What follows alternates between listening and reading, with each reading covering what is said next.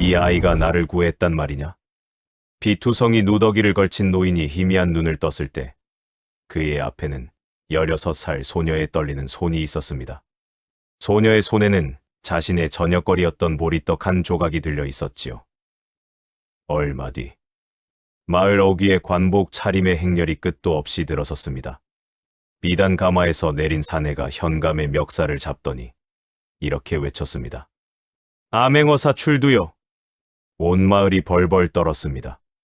그런데 그 어사가 고개를 돌려 바라본 곳은 다름 아닌 허름한 초가집 앞에 서 있던 그 소녀였습니다.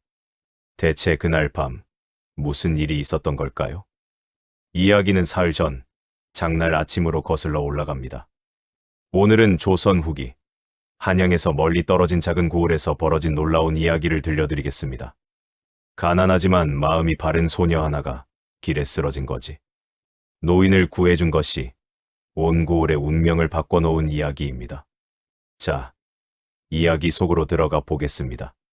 조선 정조 치세 말년, 충청도 깊은 산골에 은진이라는 작은 고을이 있었습니다. 이 고을의 남쪽 끝자락, 기와 반쪽이 날아간 허름한 초가집에 모녀가 살고 있었지요. 소녀의 이름은 서연. 올해 16이었습니다. 서연의 아버지 서재학은 본래 성균관 출신의 선비였습니다. 청렴하기로 소문난 양반이었지요. 3년 전까지만 해도 이 집에는 기와가 온전했고 마당에는 매화나무가 있었고 서재에는 1000권의 책이 꽂혀 있었습니다. 그러나 그 모든 것이 하룻밤 사이에 무너졌습니다. 서재학이 고을 현감의 비리를 상소했다가 도리어 역적 모의에 연루되었다는 누명을 쓴 것입니다. 현감 조만석은 가명의 관찰사와 손을 잡고 있었고 서재학의 상소는 묵살되었을 뿐 아니라 오히려 칼날이 되어 돌아왔습니다. 서재학은 함경도 끝 유배지로 끌려갔습니다. 재산은 몰수되었고 노비는 흩어졌고 친척들은 하나둘 등을 돌렸습니다. 남은 것은 병든 아내 윤 씨와 어린 딸 서연뿐이었습니다. 어머니, 약은 드셨어요? 이른 아침, 서연이 방문을 열었습니다. 누런 이불 속에서 윤 씨가 기침을 하며 고개를 들었지요. 괜찮다, 얘야. 약은 됐으니 너나 아침을 먹어라. 윤 씨의 얼굴은 종이장처럼 하얗습니다. 지난 겨울부터 시작된 기침이 봄이 되어도 낫지 않았습니다. 의원은 녹용과 당귀가 들어간 처방을 내렸지만 약값이 쌀 2가마니 값이었습니다. 서연에게는 내일 끼니조차 불확실한 형편이었지요. 서연은 어머니 몰래 눈물을 훔치고 부엌으로 갔습니다. 솥안에는 어젯밤 남은 보리죽이 조금 있었습니다. 그나마 이것도 내일이면 바닥날 것입니다. 오늘이 장날이니까 서연은 마당 한쪽에 쌓아둔 나물 바구니를 들여다보았습니다.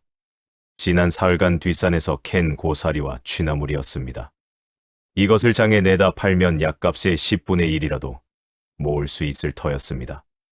16 소녀가 새벽부터 산을 오르내리며 나무를 캐는 것은 보통 고된 일이 아니었습니다. 손톱 밑에는 흙이 끼어 있었고 발바닥에는 굳은 살이 박혀 있었지요. 그러나 서연은 단 한 번도 불평을 입에 올리지 않았습니다. 서연은 바구니를 머리에 이고 집을 나섰습니다. 봄바람이 살짝 차가웠지만 햇살은 따스했습니다. 다녀오겠습니다, 어머니. 돌아보지 않았습니다. 돌아보면 어머니의 여윈 얼굴이 또 눈에 밟힐 테니까요. 은진 장터는 5일장이 서는 날이면 제법 북적였습니다. 인근 마을에서 농부며 보부상이며 몰려들어 좁은 길이 사람으로 가득 찼지요. 서연은 장터 한쪽 구석에 자리를 잡고 나물 보따리를 펼쳤습니다. 주변에는 같은 처지의 아낙네들이 이미 자리를 깔고 앉아 있었습니다. 아가씨, 고사리 한 단에 얼마요? 단냥이면 됩니다. 에이, 세냥에 줘. 저기서는 세냥에 팔더라. 네, 드리겠습니다. 서연은 값을 깎이면서도 웃음을 잃지 않았습니다. 그렇게 오전 내내 앉아 나무를 팔았지만 손에 쥔 것은 고작 엽전 20입. 약값에는 턱없이 모자란 돈이었습니다. 한숨을 삼키며 남은 나무를 정리하는데 장터 저쪽에서 웅성거리는 소리가 들려왔습니다. 저건 또 뭐야? 옆에 앉은 안악이 혀를 찼습니다. 김 주부네 종놈들이 또 행패 부리는 거지 뭐. 비장 같은 놈 잡으러 왔나 보네. 김 주부. 그 이름만 들어도 온 고을 사람들이 이를 갈았습니다. 김치걸이라는 본명의 이 자는 고을에서 고리대금을 하는 자였습니다. 쌀 한 섬을 빌려주면 가을에 새 섬을 받아냈고 갚지 못하면 논밭을 빼앗고 사람을 종으로 부렸습니다. 현감 조만석과 의형제를 맺어 관아의 비호를 받고 있었으니 누구도 감히 거스르지 못했지요. 서연은 고개를 돌렸습니다. 자기 일도 아닌데 괜히 나섰다가 화를 입을 수 있었으니까요. 아버지의 교훈이 떠올랐습니다. 의로운 일에 눈을 감는 것은 악에 동조하는 것이다. 하지만 지금 서연에게는 어머니를 돌봐야 할 의무가 있었습니다. 서연은 나물 보따리를 챙기고 약방으로 향했습니다. 이것으로 약을 조금이라도 지어주실 수 있을까요? 약방 주인은 스뭇잎에 엽전을 세어보더니 고개를 저었습니다. 아가씨, 이것으로는 감초 한 뿌리도 못 사. 최소 100잎은 있어야 기본 처방을 지어주지. 그러면 외상으로라도. 미안하지만 외상은 안 되네. 나도 먹고 살아야지. 서연은 빈손으로 약방을 나왔습니다. 하늘이 아득했습니다. 이래서는 어머니의 병이 더 깊어질 텐데. 손에 쥔 스뭇잎의 엽전이 이토록 무겁게 느껴진 적이 없었습니다. 장터를 빠져나와 집으로 돌아가는 길이었습니다. 고을 뒷골목을 지나는데 골목 안쪽에서 둔탁한 소리가 들려왔습니다. 퍽, 퍽퍽, 그리고 신음소리. 서연의 발이 멈추었습니다. 이 늙은이가 어디서 굴러온 거지가 감히 우리 영감님 앞을 가로가? 거친 목소리였습니다. 서연이 조심스럽게 골목 안을 들여다보았습니다. 3명의 장정이 땅에 쓰러진 노인을 발로 차고 있었습니다. 노인은 누더기를 걸친 거지 차림이었고 머리카락은 엉클어져 있었고 얼굴에는 피가 흘러내리고 있었습니다. 나리, 그만하시지요. 이러다 죽겠습니다. 장정 중 하나가 머뭇거렸지만 앞장선 자가 쏘아보았습니다. 닥쳐 김 주부 영감님 행차기래. 더러운 거지가 들어누워 있었으니 본때를 보여줘야지. 이런 놈들이 자꾸 장터에 깔리면 체면이 서나. 그 말에 발길질이 더 세졌습니다. 노인은 몸을 웅크린 채 신음만 흘렸습니다. 저항할 힘조차 없어 보였습니다. 서연의 심장이 빠르게 뛰었습니다. 다리가 떨렸습니다. 돌아서야 한다는 생각과 저 노인이 죽을 수도 있다는 생각이 동시에 머릿속을 스쳤습니다. 아버지의 목소리가 들렸습니다. 서연아, 사람이 사람을 외면하면 그건 이미 사람이 아니다. 서연은 이를 악물었습니다. 그리고 골목 안으로 뛰어들었습니다. 그만두세요. 장정 셋이 동시에 돌아보았습니다. 누더기 치마에 흙투성이 신발을 신은 소녀가 2 팔을 벌리고 서 있었습니다. 뭐야? 이 계집애가? 이 어르신을 더 이상 때리지 마세요. 사람이 죽게 생겼잖아요. 서연의 목소리는 떨렸지만 눈은 떨리지 않았습니다. 앞장선 장정이 코웃음을 쳤습니다. 거지 편을 드는 거지 계집이로군. 꺼져. 안 그러면 너도 한 대 맞을 줄 알아. 서연은 물러서지 않았습니다. 오히려 노인 앞에 무릎을 꿇고 노인을 감쌌습니다. 이 할아버지는 제 할아버지예요. 데리고 갈 테니 그만 놔주세요. 거짓말이었지만 서연의 눈에는 진심이 담겨 있었습니다. 장정들이 잠시 머뭇거렸습니다. 쯧 떨어서 안 친다. 다음에 또 보이면 그때는 봐주지 않을 거다. 장정들이 골목을 빠져나갔습니다. 서연은 그제야 온몸에 힘이 빠지는 것을 느꼈습니다. 손이 부들부들 떨렸습니다. 할아버지, 괜찮으세요? 노인의 눈이 천천히 떠졌습니다. 그릿한 눈동자가 서연의 얼굴에 멈추었습니다. 내가 나를 구했느냐? 말씀하지 마세요. 다쳤으니 일단 일어나셔야 해요. 서연은 노인의 팔을 잡고 부축했습니다. 노인은 뼈만 남은 것처럼 가벼웠지만 키가 꽤 컸습니다. 자세히 보니 누더기 사이로 비치는 노인의 손이 범상치 않았습니다. 굳은 살이 박혀 있었지만 손가락이 길고 마디가 곧았습니다. 평생 노동만 한 손은 아니었지요. 그러나 서연은 그런 것에 신경 쓸 겨를이 없었습니다. 노인의 이마에서 피가 흘러내리고 있었으니까요. 서연은 노인을 부축해 집까지 데려왔습니다. 거리가 꽤 되었지만 노인이 한 발 한 발 디딜 때마다 서연은 꾹 참고 함께 걸었습니다. 어머니, 다녀왔어요. 그런데 방문을 열자 윤 씨가 눈을 크게 떴습니다. 얘야, 이분은 누구시니? 장터에서 사람들한테 맞고 계셨어요. 그냥 둘 수가 없었어요. 윤 씨는 잠시 노인을 바라보더니 이내 고개를 끄덕였습니다. 안으로 모셔라. 마루에 자리를 깔아드리자꾸나. 비록 형편이 어려웠지만 윤 씨는 양반가의 교양을 잃지 않은 분이었습니다. 다친 사람을 외면하는 것은 그 집안의 가풍이 아니었지요. 서연은 노인을 마루에 눕히고 우물에서 물을 길어와 상처를 닦아주었습니다. 이마에 상처가 깊었지만 다행히 뼈가 다친 것은 아니었습니다. 갈비뼈 쪽을 만지자 노인이 인상을 찡그렸습니다. 갈비뼈가 금이 갔을 수도 있어요. 며칠은 누워 계셔야 할 것 같아요. 고맙다. 노인의 목소리가 갈라져 있었지만 그 안에는 묘한 위험이 깃들어 있었습니다. 서연은 부엌으로 가서 남은 보리죽을 데웠습니다.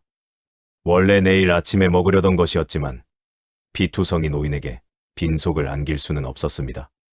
많지 않지만 드세요. 노인은 보리죽 그릇을 받아들고 한참 동안 서연을 바라보았습니다. 내 이름이 무엇이냐? 서연이라고 합니다. 서연 좋은 이름이구나. 성은 서가입니다. 은진서씨요. 노인의 눈이 미세하게 흔들렸습니다. 그러나 서연은 그것을 알아채지 못했습니다. 아비는 서연의 표정이 굳었습니다. 안 계세요. 더 이상 묻지 말아달라는 뜻이었습니다. 노인은 고개를 끄덕이고 조용히 죽을 먹었습니다. 그날 밤 서연은 마루 한쪽에서 잠이 들었고 노인은 반대편에 누워 있었습니다. 한밤중에 서연이 눈을 떴을 때 노인이 조용히 일어나 앉아 달빛 아래 마당을 내다보고 있는 것을 보았습니다. 노인의 뒷모습이 이상했습니다. 누더기를 걸치고 있었지만 등이 꼿꼿했습니다. 마치 조정의 대신이 어좌 앞에 앉은 것처럼. 서연은 이상한 느낌에 사로잡혔지만 곧 다시 잠이 들었습니다. 다음 날 아침, 서연이 눈을 떴을 때 노인은 이미 마당에 나와 있었습니다. 놀랍게도 부러진 빗자루를 들고 마당을 쓸고 있었지요. 할아버지, 다치셨는데 무리하시면 안 돼요. 신세를 지고 있으니 이 정도는 해야지. 서연이 달려가 빗자루를 빼앗으려 했지만 노인은 웃으며 물러서지 않았습니다. 오래 누워 있으면 오히려 몸이 굳는 법이다. 걱정 마라. 노인은 마당을 쓸면서 집 안팎을 유심히 살펴보았습니다. 반쪽 날아간 기와 금이 간 벽, 마당 한쪽에 쌓인 나물 바구니, 약탕기 옆에 놓인 빈 약봉지. 이 집이 원래부터 이러했느냐? 아니요, 3년 전까지는 괜찮았어요. 서연은 더 이상 말하지 않았지만 노인의 눈은 이미 많은 것을 읽고 있었습니다. 아침을 먹은 후 서연은 다시 나무를 캐러 산으로 향했습니다. 노인은 마루에 앉아 쉬고 있었는데 윤 씨가 기침을 하며 나왔습니다. 어르신, 불편한 데는 없으신지요? 부인의 기침이 오래된 것 같소이다. 윤 씨가 쓸쓸히 웃었습니다. 지난 겨울부터 이러합니다. 약을 쓰면 나을 수 있다는데 형편이. 혹시 서선비댁이 아니시오? 윤 씨의 안색이 변했습니다. 어르신이 어찌? 은진서 씨의 양반가 규수, 병든 아내와 어린 딸만 남은 집. 이 고을에서 그런 집이 몇이나 되겠소. 노인의 눈빛이 날카로워졌습니다. 서재학 선비가 역적 모의로 유배를 갔다는 이야기는 나도 들었소. 그런데 그것이 과연 사실이었소? 윤 씨의 눈에 눈물이 고였습니다. 사실이 아닙니다. 남편은 현감의 비리를 상소했을 뿐이에요. 그것이 화가 되어 누명을 쓰고 3년째 함경도 유배지에 계십니다. 살아있는지조차. 윤 씨가 말을 잇지 못하고 기침을 쏟아냈습니다. 노인은 조용히 그 모습을 지켜보았습니다. 그의 주먹이 무릎 위에서 천천히 쥐어졌습니다. 현감 조만석이라 그자가 그런 짓을 했단 말이오. 윤 씨는 눈물을 닦으며 고개를 저었습니다. 어르신께 이런 이야기를 해서 뭐 하겠습니까? 다 지난 일인거려. 지난 일이 아니오. 노인의 목소리가 갑자기 달라졌습니다. 낮지만 단호한, 마치 판결을 내리는 것 같은 목소리였습니다. 억울한 일은 반드시 바로잡혀야 하는 법이오.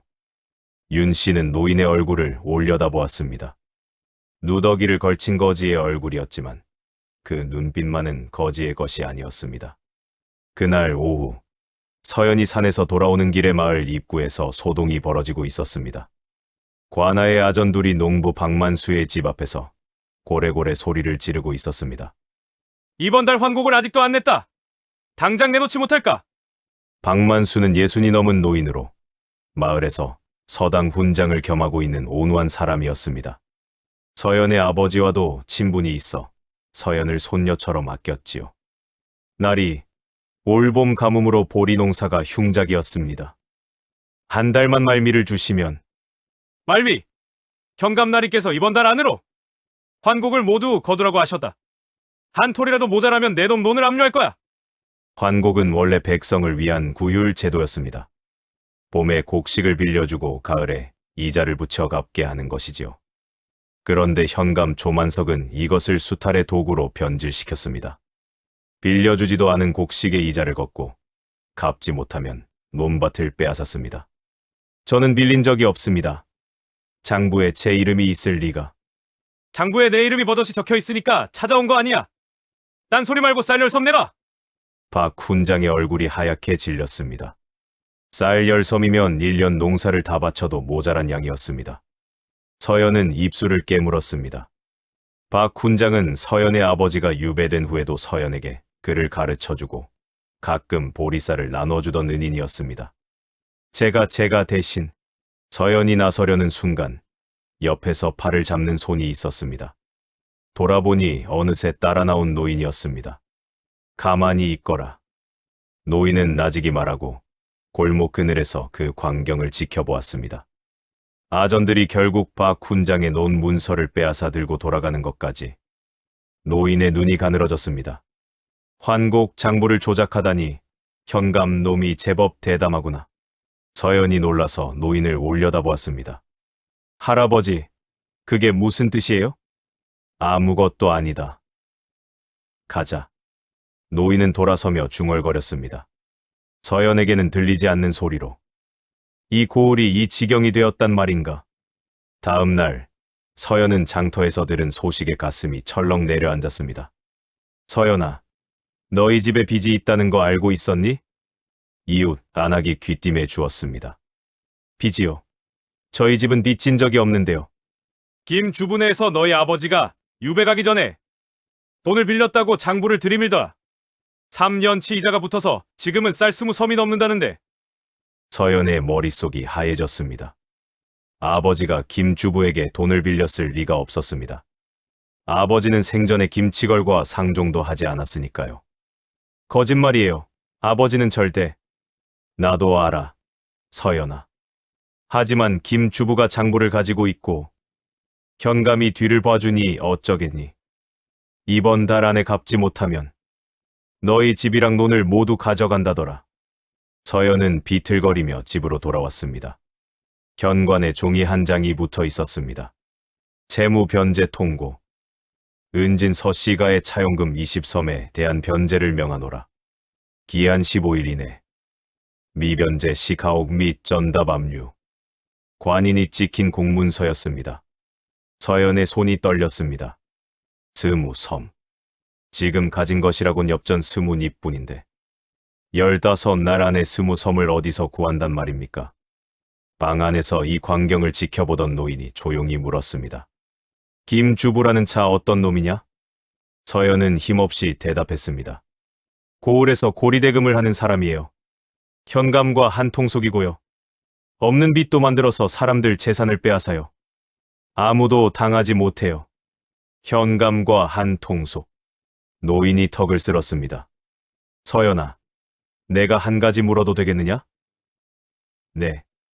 내 아비 서재학이 올린 상소 그 내용이 무엇이었느냐? 서연은 잠시 망설이다 입을 열었습니다.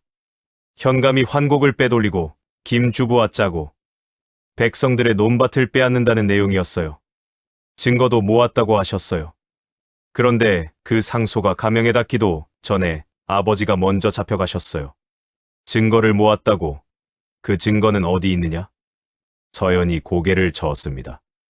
모르겠어요.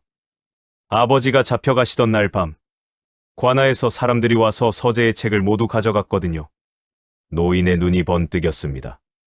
모두 가져갔다고? 네, 한 권도 남기지 않았어요. 노인은 한참 동안 생각에 잠겼습니다. 그러다 갑자기 물었습니다. 서재학 선비가 혹시 비밀 서찰을 숨겨둔 곳은 없었겠느냐? 마루 밑이라든가 뒷산이라든가. 서연의 눈이 커졌습니다. 어떻게 그걸? 서연은 갑자기 떠오른 기억에 숨이 멎을 뻔했습니다. 아버지가 잡혀가기 전날 밤의 일이었습니다. 13살이었던 서연은 한밤중에 물을 마시러 나왔다가 아버지가 마루 밑에서 무언가를 하고 있는 것을 보았습니다.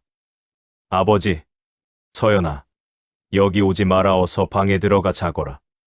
아버지의 목소리가 긴박했습니다. 서연은 순순히 방으로 돌아갔지만 아버지가 마루 밑 어딘가에 무언가를 숨기는 소리를 들었습니다. 그리고 다음 날 아버지는 포졸들에게 끌려갔습니다. 3년간 잊고 있었던 그 기억이 지금 선명하게 되살아난 것입니다. 할아버지, 어떻게 그걸 아세요? 선비라면 중요한 것은 숨겨두는 법이니라. 서재학이 청렴한 선비였다면 분명 증거의 사본을 남겨두었을 것이다. 서연은 벌떡 일어났습니다. 마당으로 나가 마루 밑을 들여다보았습니다. 어두컴컴한 흙바닥. 3년 동안 아무도 들여다보지 않은 곳이었습니다. 서연은 몸을 낮추고 마루 밑으로 기어들어갔습니다. 긁과 거미줄을 뒤집었으며 손으로 바닥을 더듬었습니다. 아무것도 없었습니다. 한쪽 끝에서 다른 쪽 끝까지 그냥 흙뿐이었습니다. 없어요. 천천히 찾아보아라. 바닥돌이 움직이는 곳이 있을 것이다. 서연은 다시 처음부터 더듬었습니다. 그러다 마루 한가운데 즈음에서 손끝에 뭔가 다른 감촉이 잡혔습니다. 납작한 돌 하나가 주변 흙과 미세하게 달랐습니다. 손가락으로 돌을 들어 올리자 그 밑에 나무 상자가 묻혀 있었습니다. 작은 서찰함이었습니다. 찾았어요. 서연은 상자를 안고 마루 위로 올라왔습니다. 먼지를 털고 뚜껑을 여니 안에는 두루마리 서찰 한 통과 작은 장부 한 권이 들어 있었습니다. 노인이 서찰을 펼쳤습니다. 읽기 시작하더니 얼굴이 점점 굳어졌습니다. 이것은 뭐라고 쓰여 있어요? 노인의 목소리가 떨렸습니다. 분노가 아닌 확신에 찬 떨림이었습니다. 내 아비 서재학이 모아둔 증거다. 현감 조만석이 3년간 환곡 800섬을 빼돌린 장부의 사본, 그리고 김치걸과 현감 사이의 뇌물거래 목록, 날짜, 금액, 증인까지 적혀 있다. 서연의 입이 벌어졌습니다. 그러면 아버지의 무죄를 증명할 수 있는 건가요? 노인은 서찰함을 품에 안으며 말했습니다. 이것이면 충분하다.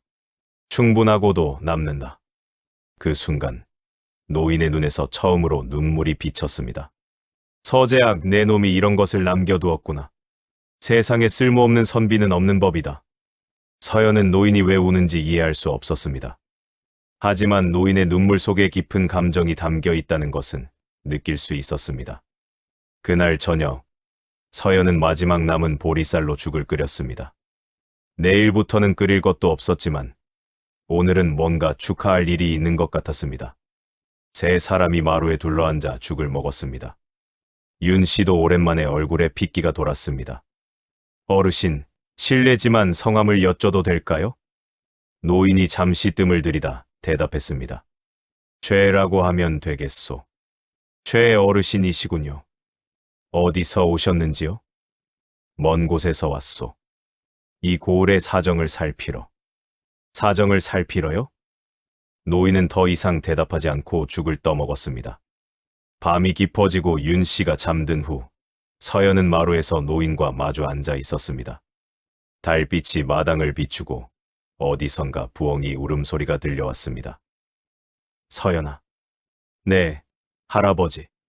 내 아비가 유배간 후 3년 동안 고을 사정이 많이 나빠졌느냐? 서연은 고개를 끄덕였습니다. 아버지가 계실 때는 그래도 현감이 함부로 못했어요. 아버지 같은 선비들이 눈을 부릅뜨고 지켜보고 있었으니까요. 그런데 아버지가 잡혀간 후로 다른 선비들도 겁을 먹고 입을 다물었어요. 이제는 현감이 무슨 짓을 해도 아무도 말을 못해요. 그래서 백성들이 고통받고 있는 거구나. 내 작년에는 환곡 때문에 논을 빼앗기고 도망간 집이 10집이 넘었어요. 올해는 더 심해질 거예요. 서연의 목소리가 떨렸습니다. 할아버지, 저 증거 서찰을 가지고 가명에 가면 아버지를 구할 수 있을까요? 노인은 고개를 저었습니다. 가명의 관찰사가 현감과 한통속이라고 하지 않았느냐? 가명에 가봐야 소용없다. 그러면 어떻게? 더 높은 곳으로 가야 한다. 더 높은 곳이요? 노인은 하늘을 올려다보았습니다. 한양이다. 서연의 눈이 커졌습니다. 한양. 임금이 계신 곳. 충청도 산골 소녀에게 한양은 하늘 위의 세계나 다름없었습니다. 저 같은 사람이 어떻게 한양까지? 걱정 마라. 노인은 서연의 머리를 가만히 쓰다듬었습니다. 내가 갈 필요는 없다. 내가 방법을 찾마. 서연은 노인의 얼굴을 올려다보았습니다. 달빛 아래 노인의 얼굴이 달라 보였습니다. 거지가 아니라 무언가 큰 일을 도모하는 사람의 얼굴이었습니다. 할아버지는 대체 누구세요? 노인은 웃었습니다. 처음으로 진짜 웃음이었습니다. 때가 되면 알게 된다. 셋째 날 아침, 최악의 일이 벌어졌습니다. 대문 밖에서 거친 발자국 소리가 들리더니 문이 벌컥 열렸습니다. 김주부 김치걸이 종놈 넷을 거느리고 들어선 것입니다. 김치걸은 50대의 뚱뚱한 사내로 비단 옷에 금관자를 달고 있었습니다. 양반도 아닌 주제에 양반 행세를 하는 것이 그의 버릇이었지요. 서씨 내간 사람 나오시오. 윤 씨가 기침을 하며 나왔고 서연이 어머니를 부축하고 있었습니다. 김주부, 무슨 일이요? 무슨 일이긴 빚받으러 왔지. 15일 기한이라고 했지만 마음이 바뀌어서 오늘 당장 갚든가 아니면 이 집을 내놓든가. 기한이 아직 열이틀이나 남았는데. 내 마음이 기한이오. 현감 날이도 허락하셨으니 딴소리 마시오. 김치걸의 눈이 집안을 훑었습니다. 그러다 마루에 누워있는 노인을 발견했습니다. 이건 또 뭐야? 거지까지 재워주고 있어? 빚도 못 갚는 주제에 거짓 수용소를 차렸나? 김치걸이 노인 쪽으로 다가갔습니다. 이봐, 이 느른 거지야. 당장 꺼져. 여기 곧 내 땅이 될 거니까. 노인은 누운 채 눈만 들어 김치걸을 바라보았습니다. 그 눈빛에 김치걸이 순간 움찔했습니다. 어디선가 맞닥뜨린 적 있는 그런 눈빛이었습니다. 조정의 대신들, 어사들, 자기보다 훨씬 높은 사람들이 가진 그런 눈빛. 하지만 김치걸은 고개를 저으며 그 느낌을 떨쳐냈습니다. 거지 노인에게서 무슨 위험을 느끼겠습니까? 뭘 째려보는 거야? 이 늙은이! 김치걸이 노인의 멱살을 잡으려는 순간 서연이 사이에 끼어들었습니다. 손대지 마세요. 이 계집애가! 김치걸의 손이 서연의 뺨을 향해 날아갔습니다. 찰싹. 서연의 고개가 옆으로 꺾였습니다. 뺨이 시뻘겋게 부어올랐습니다. 서연아. 윤 씨가 비명을 질렀습니다. 노인의 눈이 가늘어졌습니다. 그의 손이 부르르 떨렸습니다. 하지만 노인은 일어나지 않았습니다. 이를 악물고 참았습니다. 사흘이다. 노인이 낮은 목소리로 말했습니다. 뭐?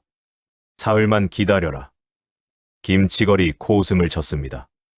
거지가 뭔 소리를 하는 거야? 사흘 뒤에 뭐 하늘에서 돈이 떨어지기라도 하나?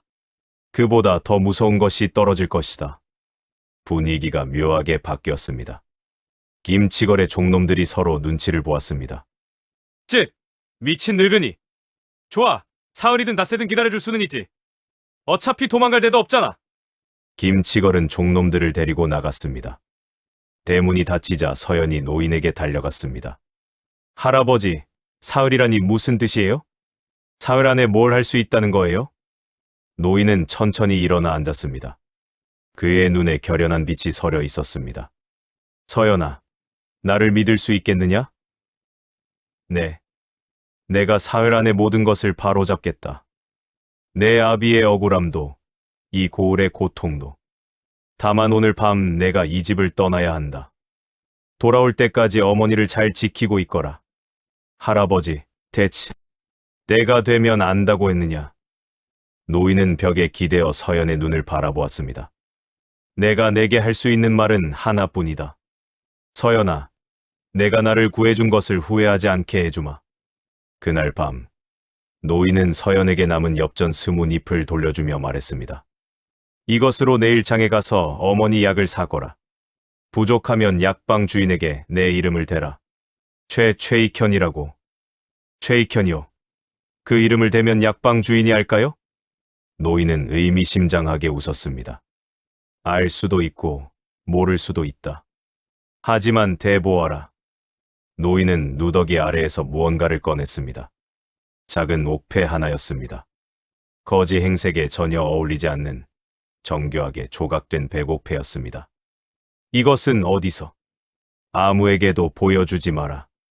다만 급할 때, 정말 급할 때 이것을 들고 관하로 가거라.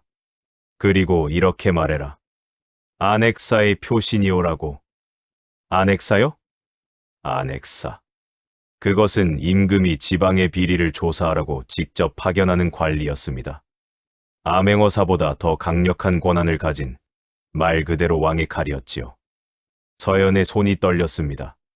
할아버지 설마. 노인은 손가락을 입에 대며 미소 지었습니다. 사흘만 기다려라. 노인은 밤의 어둠 속으로 사라졌습니다. 누더기를 걸친 뒷모습이었지만 그 걸음걸이는 거지의 것이 아니었습니다. 한 걸음 한 걸음에 무게가 실려 있었고 등은 곧았으며 어깨는 넓었습니다. 서연은 문 앞에 서서 노인이 사라진 어둠을 한참 동안 바라보았습니다.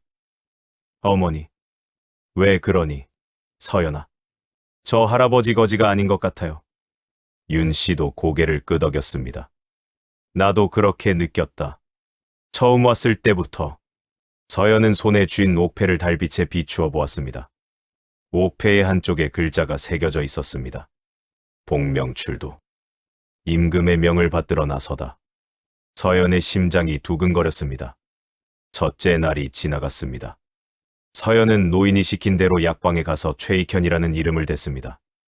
약방 주인의 반응이 기이했습니다. 최익현이라고. 그 최익현. 약방 주인의 얼굴이 하얗게 질렸습니다. 네, 그렇게 전하라고 하셨어요. 약방 주인은 허둥지둥 약재를 꺼내기 시작했습니다. 녹용, 당귀, 인삼까지. 서연이 꿈에도 살 수 없었던 약재들이 줄줄이 나왔습니다. 돈은 됐다. 그냥 가져가라. 네, 하지만 됐다니까. 그분이 보냈다면 내가 어찌. 약방 주인은 서연을 거의 밀다시피 내보냈습니다. 서연은 팔에 한 알음 가득 약재를 안고 멍한 표정으로 집에 돌아왔습니다. 어머니, 약이에요. 녹용도 있고 인삼도 있어요. 윤 씨가 약재를 보고 놀라 입을 벌렸습니다. 세상에, 이걸 어디서 이 많은 약재를. 최할아버지 이름을 대니까 약방 주인이 그냥 주더라고요. 윤 씨의 눈이 흔들렸습니다. 최익현, 그 이름이 혹시. 어머니, 아세요? 윤 씨가 잠시 기억을 더듬었습니다. 아니다. 아닐 거야. 그분이 이런 산골에 올 리가.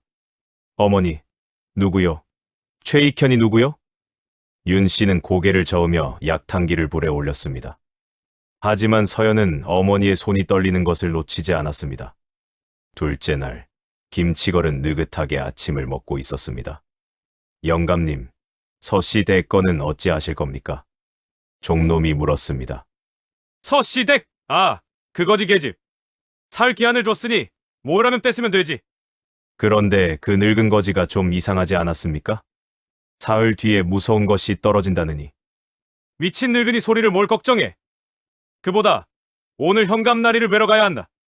이번 달 바칠 것을 가져가야지. 김치걸은 관하로 향했습니다.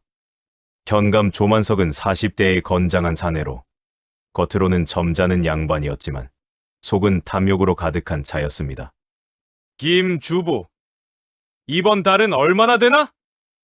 은자 50냥의 쌀백섬입니다. 나리. 좀 적군 더 긁어올 데는 없나? 서씨댁을 정리하면 논 세마지기가 들어옵니다. 그리고 박 훈장 논도 압류했으니 좋아, 좋아. 조만석이 부채를 붙이며 만족스럽게 웃었습니다. 그런데 날이 한 가지 신경 쓰이는 것이 있습니다. 뭐냐? 서씨댁에 묻고 있는 거지 노인이 하나 있는데 행색은 거지인데 눈빛이 보통이 아닙니다. 혹시 조만석의 눈이 가늘어졌습니다. 혹시 아닙니다. 그냥 미친 거지일 겁니다. 그래도 혹시 모르니 감시를 붙여라. 요즘 조정에서 지방 비리를 조사한다는 소문이 있으니 김치걸의 안색이 변했습니다. 조정에서요? 정조 임금이 인정 시찰 어사를 내보낸다는 이야기가 있어. 아직 이 고을에 온다는 확인은 없지만 조심해서 나쁠 것은 없지. 알겠습니다. 즉시 마을 곳곳에 눈을 갈겠습니다. 김치걸은 관할을 나오며 이를 갈았습니다. 혹시 그거지 노인이 아니야? 설마. 어사가 그런 꼴로 돌아다닐 리가 없잖아. 하지만 불안한 마음은 쉽게 가시지 않았습니다. 둘째 날 오후, 서연은 마을을 돌아다니며 이웃들의 사정을 둘러보았습니다. 노인이 떠나기 전에 부탁한 것이 있었기 때문입니다. 서연아, 이 고을에서 현감과 김 주부에게 피해를 입은 사람들의 이름을 알아둘 수 있겠느냐? 이름과 어떤 피해를 입었는지. 서연은 마을을 돌며 이야기를 모았습니다. 박만수 훈장. 빌리지도 않은 환곡 10섬을 갚으라는 통보를 받고 논 2마지기를 빼앗김. 이씨 과부. 남편이 죽은 후 김 주부가 남편의 빚을 핑계로 집을 빼앗으려. 빚 문서는 위조된 것이었으나 관하에서 인정해줌. 강노이. 70세의 농부로 아들이 부역에 끌려간 지 2년째 소식이 없음. 부역 기간은 원래 석 달이었으나 현감이 마음대로 연장함. 조씨가. 딸이 현감의 첩으로 끌려감. 항의하다 아비가 곤장 30대를 맞고 반병신이 됨. 한씨가. 산에서 약초를 캐다 관아 살림에 무단 침입했다는 죄로 벌금 50냥을 물게 됨. 서연이 기록한 이름만 27이었습니다. 은진 고을 300여 호 중 거의 10분의 1이 직접적인 피해를 입은 것입니다. 서연은 기록을 정리하며 주먹을 불끈 쥐었습니다. 이 많은 사람들이 3년 동안 이렇게 당하고만 있었단 말이야. 그때 박만수 훈장이 서연에게 조용히 다가왔습니다. 서연아, 내가 이런 걸 왜 모으는 거냐? 위험한 짓이다. 훈장님, 방법이 있을지도 모릅니다. 방법. 서연은 자세히 말할 수 없었지만 박 훈장의 눈을 똑바로 바라보았습니다. 훈장님을 믿어도 되지요? 박 훈장은 서연의 눈에서 뭔가를 읽었습니다. 3년 전 서재학의 눈에서 보았던 것과 같은 빛. 내 아비를 닮았구나. 좋다. 내가 도울 일이 있으면 말해라. 둘째 날 밤이 되었습니다. 서연은 어머니에게 약을 다려드리고 잠자리를 봐드린 후 마루에 앉아 노인이 돌아오기를 기다렸습니다. 하늘에는 별이 총총했고 봄바람이 차갑게 불어왔습니다. 그런데 자정이 가까워질 무렵 대문 밖에서 인기척이 들렸습니다. 서연은 조심스럽게 문틈으로 밖을 엿보았습니다. 어둠 속에서 2명의 그림자가 집 주변을 서성이고 있었습니다. 김 주부가 보낸 감시꾼이다. 서연의 등에 식은땀이 흘렀습니다. 김치걸이 감시를 붙인 것입니다. 만약 노인이 돌아온다면 이 사람들에게 발각될 수 있었습니다. 서연은 재빨리 생각했습니다. 노인이 어떤 길로 돌아올지 모르지만 적어도 감시꾼의 주의를 딴 데로 돌릴 필요가 있었습니다. 서연은 뒷문으로 빠져나가 이웃집 박 훈장을 찾아갔습니다. 훈장님, 급해요. 서연아, 이 밤에 무슨 일이냐? 우리 집 앞에 김 주분의 사람이 깔려 있어요. 제가 아까 마을을 돌아다닌 것을 눈치챈 것 같아요. 박 훈장의 표정이 굳었습니다. 그래서 어쩔 작정이냐? 감시꾼들의 주의를 돌려야 해요. 훈장님, 도와주실 수 있으세요? 박 훈장은 잠시 생각하더니 고개를 끄덕였습니다. 내가 장작더미에 불을 피우마. 마을 반대편이니 감시꾼이 확인하러 갈 거다. 그 틈에 내가 할 일을 해라. 박 훈장이 마을 서쪽 공터에서 장작더미에 불을 지폈습니다. 연기가 피어오르자 감시꾼들이 고개를 돌렸습니다. 저건 뭐야? 불이야? 가보자. 감시꾼들이 달려갔습니다. 서연은 그 틈을 이용해 마을 동쪽 길가로 나갔습니다. 만약 노인이 돌아온다면 이 길일 것입니다. 밤바람 속에서 서연은 한 시즌 가까이 기다렸습니다. 그러나 노인은 오지 않았습니다. 불안했습니다. 혹시 노인에게 무슨 일이 생긴 것은 아닐까? 아니면 애초에 돌아올 생각이 없었던 것은 아닐까? 거지 노인이 무슨 안액사라니 자기가 속은 것은 아닐까? 하지만 품속의 옥패가 손에 잡힐 때마다 그것이 진짜라는 것을 느낄 수 있었습니다. 차갑고 매끄러운 백옥의 감촉. 이것은 거지가 가질 수 있는 물건이 아니었습니다. 할아버지 꼭 돌아와 주세요. 셋째 날 아침이 밝았습니다. 서연은 뜬 눈으로 밤을 보낸 탓에 눈이 퉁퉁 부어 있었습니다. 어머니의 약을 다리고 마당을 쓸고 멍하니 하늘을 바라보았습니다. 오전이 되자 마을이 술렁거리기 시작했습니다. 누군가 달려오며 소리쳤습니다. 큰일 났다. 관아에서 사람들이 온다.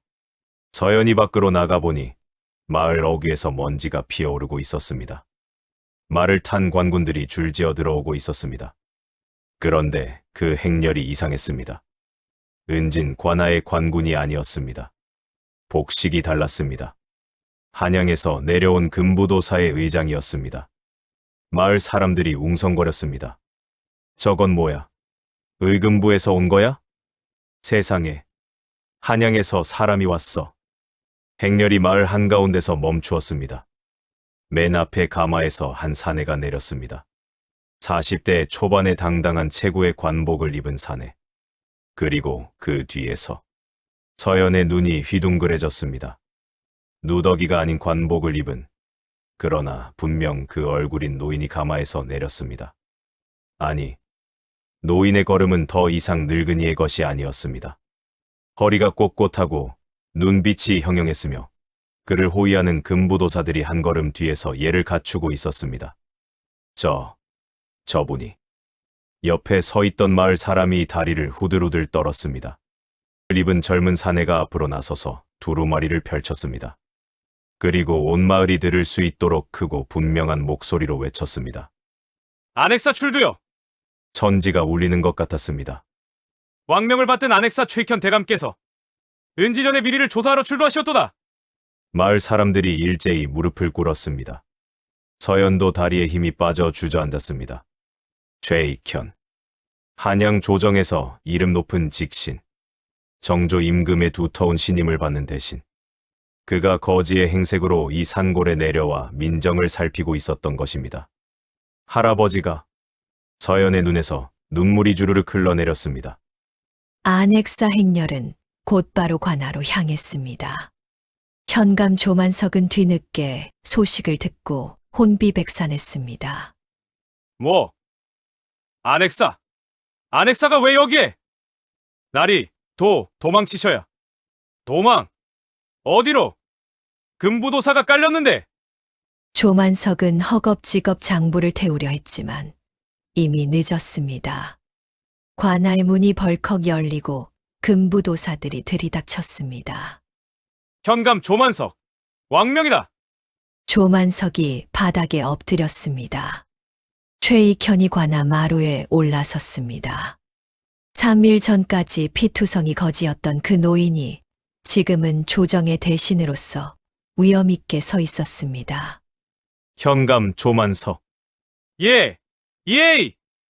그대는 은진년에 부임한 이래 환곡 800섬을 횡령하고 고리대금업자 김치걸과 결탁하여 양민의 재산을 강탈하고 무고한 선비 서재학을 영모로 모함하여 유배 보냈으며 부역을 남용하여 백성을 착취하였다. 이를 인정하느냐? 조만석의 얼굴이 창백해졌습니다. 그것은 오해입니다. 대감! 저는 오해.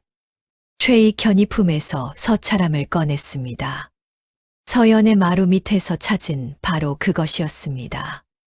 이것은 서재학 선비가 목숨을 걸고 모은 증거다.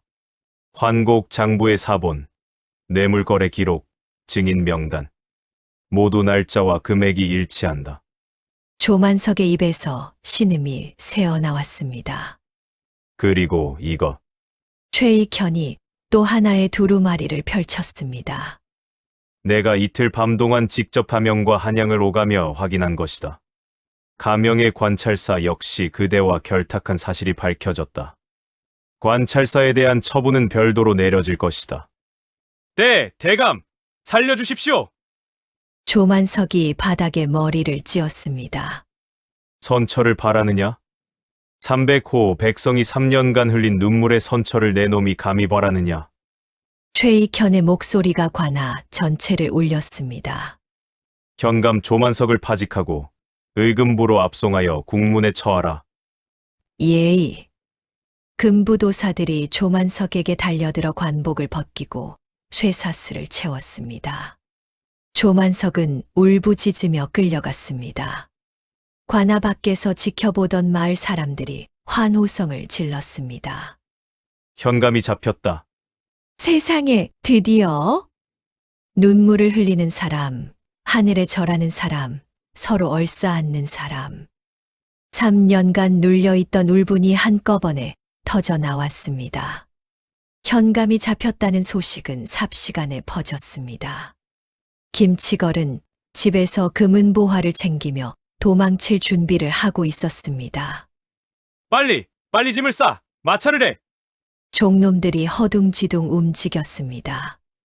김치걸은 금괴와 은자를 보따리에 쑤셔 넣으며 이를 갈았습니다. 젠장, 그거지 노인이 안엑사였다니! 그때 죽여버릴걸! 김치걸이 뒷문으로 빠져나가려는 순간 마당에 누군가 서 있었습니다. 박만수 훈장이었습니다. 그리고 그 뒤에 마을 산에 여러 명이 낫과 몽둥이를 들고 서 있었습니다. 김 주부 어딜 가려는 게냐? 비켜! 건들면 가만 안 둔다! 가만 안 두는 것은 우리 쪽이다. 박 훈장의 눈에 3년간의 분노가 서려 있었습니다. 내 놈이 빼앗은 논, 위조한 빚 문서, 매질한 사람들. 하나하나 다 기억하고 있다. 김치걸의 종놈들이 주인을 버리고 도망쳤습니다. 김치걸은 홀로 남겨져 벌벌 떨었습니다. 살려줘! 모두 현감이 시킨 거야! 나는 시키는 대로 했을 뿐이라고! 그래. 내 말이 맞을 수도 있겠지. 하지만 그 판단은 안엑사 대감께서 하실 거다. 마을 사람들이 김치걸을 둘러쌌습니다. 금은보화를 빼앗고 포박하여 관아로 끌고 갔습니다. 김치걸이 관아 마당에 끌려왔을 때 최익현이 이미 자리에 앉아 기다리고 있었습니다. 김치걸. 네, 대감님! 저는 아무 죄도! 고리대금으로 양민의 재산을 강탈하고 빚 문서를 위조하며 현감과 결탁하여 환곡을 횡령한 죄. 증거가 차고 넘친다. 최익현이 장부를 펼쳤습니다. 내 놈이 3년간 빼앗은 논이 170마지기, 강탈한 가옥이 12채, 위조한 빚 문서가 37건. 이것을 어찌 변명할 테냐? 김치걸은 아무 말도 못하고 바닥에 고개를 쳐박았습니다. 김치걸에게 재산을 몰수하고 강탈한 논과 가옥은 원래 주인에게 돌려주라. 본인은 의금부로 압송하여 국문에 처하라. 마을 사람들이 또다시 환호했습니다. 안엑사의 조사는 하루 종일 계속되었습니다. 최익현은 관아에 마을 사람들을 한 명 한 명 불러 사연을 들었습니다. 서연이 기록해 둔 27가구의 피해 목록이 큰 역할을 했습니다. 이 목록을 누가 정리했느냐? 금부도사가 물었습니다. 서연이라는 아이가. 최익현이 말하자 금부도사가 놀란 눈으로 물었습니다. 서재학의 딸이옵니까? 그렇다. 16살 소녀가 온 마을을 돌아다니며 이것을 모았다. 아비를 닮아 대단한 아이지. 최익현의 목소리에 자부심 비슷한 것이 묻어 있었습니다. 오후가 되자 최익현은 가장 중요한 결정을 내렸습니다. 서재학의 유배를 즉시 풀라는 왕명을 한양에 올리겠다. 서재학의 상소는 정당한 것이었으며 그에 대한 유배는 현감의 모함에 의한 것이었음이 명백하다. 이 소식이 서연에게 전해졌을 때 서연은 마루에 주저앉아 울었습니다. 아버지가 돌아올 수 있는 거예요? 그렇다. 최익현이 서연의 집을 직접 찾아와 말했습니다. 관복을 입고 있었지만 서연에게는 여전히 마루에서 보리죽을 먹던 그 할아버지였습니다. 서연아, 내 아비는 한 달 안에 유배에서 풀려날 것이다. 그리고 억울하게 잃은 재산도 모두 돌려받을 것이다. 서연은 말을 잇지 못하고 울기만 했습니다. 윤 씨도 방에서 기어나와 대문 앞에 엎드렸습니다. 대감님 은혜를 어찌 갚아야. 최익현이 윤 씨를 부축하며 말했습니다. 부인, 은혜를 갚아야 할 사람은 접니다. 내가 장터에서 맞아 죽게 생겼을 때 이 아이가 목숨을 걸고 구해주지 않았습니까? 최익현은 서연을 바라보았습니다. 서연아, 내가 나를 구하지 않았다면 나는 이 고을의 실상을 알지 못했을 것이다. 내가 나를 집에 데려와 먹이고 재워주지 않았다면 마루 밑에 증거를 찾지 못했을 것이다. 내가 마을을 돌며 피의 목록을 모아주지 않았다면 이 모든 것을 한꺼번에 바로잡지 못했을 것이다. 최익현의 눈에 눈물이 맺혔습니다. 길에서 쓰러진 거지 노인을 외면하지 않은 내 마음이 이 고을 300호 백성을 구한 것이다.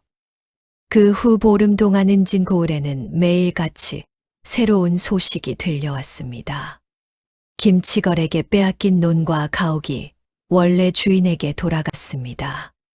박만수 훈장은 논 두 마지기를 되찾고 서당을 다시 열었습니다. 이씨 과부는 집을 되찾고 위조 문서가 폐기되었습니다. 강 노인의 아들이 부역에서 풀려나 2년 만에 아버지에게 돌아왔습니다. 강 노인은 아들을 안고 한나절을 울었습니다. 조 씨의 딸도 풀려나 집으로 돌아왔습니다.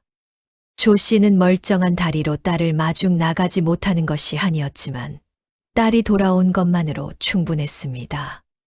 환곡 장부가 바로 잡히고 억울하게 낸 세금이 돌아오고 새 현감이 부임해 왔습니다.